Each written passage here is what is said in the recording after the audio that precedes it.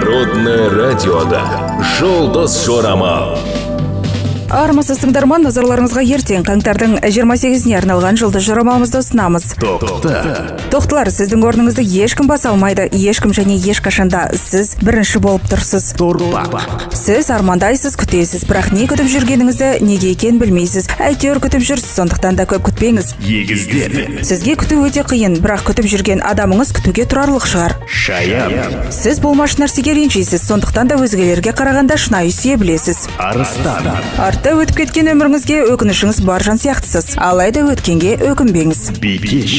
Сіз бір жанды іштей жоғалтып алудан қатты қорқасыз. Сіз үшін бұл өмірде ол жаннан басқа адам жоқ сияқты, алайда қорқыныштың барлығын артта қалдырыңыз. Сіз ылғи ол жанды ойлап тұрасыз. Шынында ол жанда сізді ылғи ойға салатындай қандай күш бар екен? Махаббат емес пе? Саршаяндарды көбісі көзге ілмей бағаламауы мүмкін. Жоқ, саршаянды бағалаңыздар. Саршаяндар адал жандар. Мергендер махаббаттан көңілі қалған сияқты. Сізді бақытты ететін жан жақында жолығады. Өткенге өкінбей, алдыңызға сеніммен қараңыз. Сіз бақытты жансыз.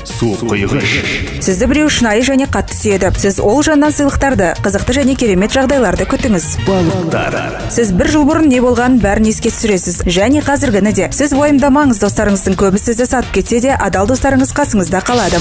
Қаңтардың 28-іне арналған жұлдыз жорамалымыз осындай. Жұлдыздарыңыз жарық болсын. Народное радиода «Жұлдыз жорамал».